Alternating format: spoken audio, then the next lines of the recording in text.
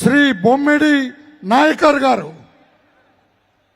Janasena party నాయకులు శ్రీ బొమ్మిడి నాయకర్ గారిని ఉపన్యసించవలసిందిగా కోరుతూ ఉన్నా.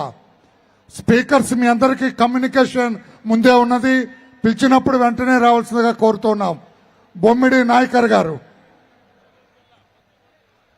మీరు స్పీచ్ అయిన తర్వాత పాట రెడీగా పెట్టుకోండి. మీరు నాయకర్ గారు.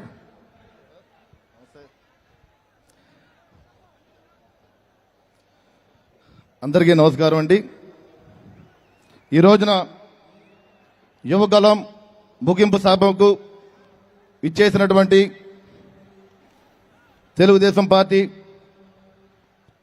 నాయకులకు, అదేవిధంగా తమ్ముళ్లకు, జనసేన పార్టీ కార్యకర్తలకి, ప్రతి ఒక్కరికి కూడా పేరు పేరున హృదయపూర్వక ధన్యవాదాలు తెలియజేసుకుంటున్నాం. అదేవిధంగా మరి ఈ కార్యక్రమానికి పెద్దలు, గౌరవనీయులు, రెండు తెలుగుదేశం రాష్ట్రాలకి ముఖ్యమంత్రి చేసినటువంటి నారా చంద్రబాబు నాయుడు గారికి, అదేవిధంగా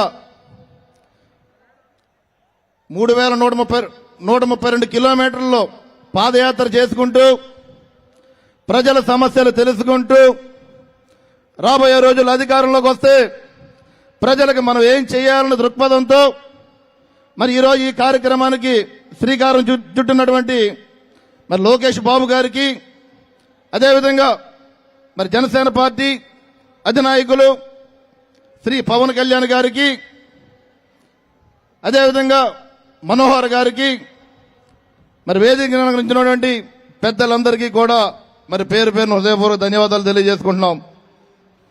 చూస్తున్నాం ఈ రోజున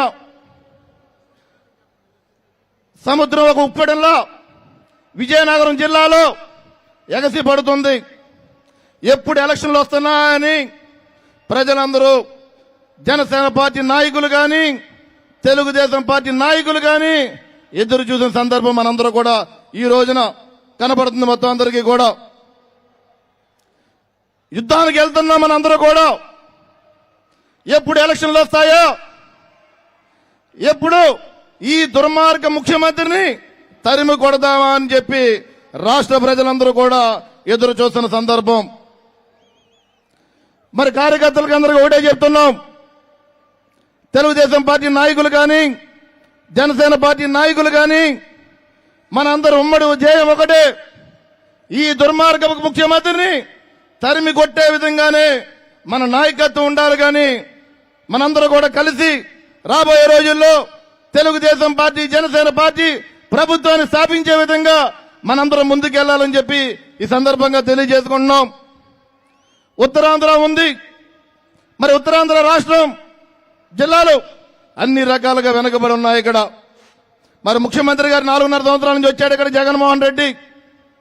ఆ రోజున మరి ప్రతి అందరినీ కలిశాడు, చేతులు వేసాడు, మీద ముద్దులు పెట్టాడు, మీ అందరికీ అన్ని రకాలుగా అండగా ఉంటా అన్న వ్యక్తి మరి ఈ రోజున ఉత్తరాంధ్ర జిల్లాలను నిట్ట నిలువుగా ముంచేసిన ఘనత ఈ దుర్మార్గ ముఖ్యమంత్రి అని చెప్పి మనందరూ కూడా గుర్తు చేసుకోవాల్సిన అవసరం ఉంది.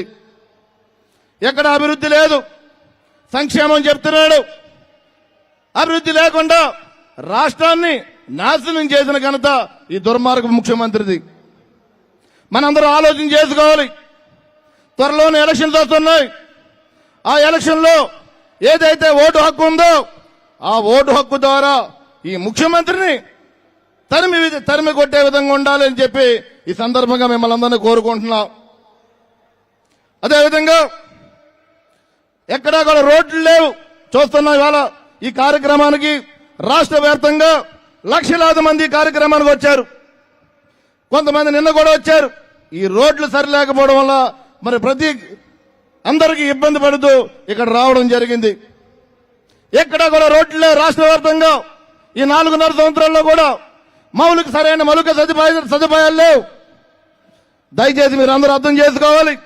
మరి రాబోయే రోజుల్లో తెలుగుదేశం పార్టీ, జనసేన పార్టీ ఆధ్వర్యంలో ఈ కూటమితో ప్రభుత్వాన్ని ఏర్పరిచి ప్రజలకి అన్ని రకాలుగా మంచి సంక్షేమ విధంగా మన పరిపాలన ఉండాలని చెప్పి ఈ సందర్భంగా తెలియజేసుకుంటాం.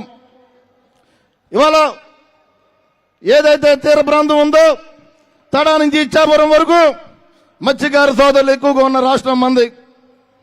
మరి ఆ రోజున జగన్మోహన్ రెడ్డి మత్స్యకారులకు ప్రత్యేక సంక్షేమం మంచిగా సంక్షేమిస్తాన్న జగన్మోహన్ రెడ్డి మత్స్యకారుల్ని నిట్ట నిలువుగా ముంచేసిన ఘనత ఈ దుర్మార్గం ముఖ్యమంత్రిది కాదా అని చెప్పి ఈ సభాపూర్వకంగా నేను అడుగుతున్నాను. నేను ఉత్తరాంధ్ర రాష్ట్రాలు ఆ రోజు జట్టి నిర్మాణం చేస్తా అన్నాడు. ఎక్కడా కూడా జట్టి నిర్మాణం లేదు. ఏదో కొంతవరకు శంకుస్థాపన చేసి మత్స్యకార సోదరుల్ని మభ్యపెట్టే విధంగానే ఈ ప్రభుత్వం ఉంటుందని చెప్పి ఈ సందర్భంగా మనందరూ కూడా గుర్తు చేసుకోవాల్సిన అవసరం ఉంది. మరి పవన్ కళ్యాణ్ గారు ఉన్నారు. జనసేన పార్టీని స్థాపించిన తర్వాత ప్రతి విషయంలో కూడా మత్స్యకార సోదరులకు అండగా ఉంటూ వారి సమస్యలు తెలుసుకుని ఏదైతే మత్స్యకార అభ్యున్నత సభను ఏర్పాటు చేసి మరి ఆ రోజు జగన్మోహన్ రెడ్డి 217 జీవోని తీసుకొచ్చారు. ఆ రోజు ఆ సభలో పవన్ కళ్యాణ్ గారు మత్స్యకార సోదరుల సంఘీభావంగా ఆ రోజు ఆ పేపర్ను చింపేసిన సంఘటన కూడా మనందరూ కూడా గుర్తు చేసుకోవాల్సిన అవసరం ఉంది. విశాఖపట్నం ఉంది. మన ఏదైతే విశాఖపట్నంలో దురదృష్టకరమైన ఘటన, ఆ రోజు బోట్లు కాలిపోయాయి.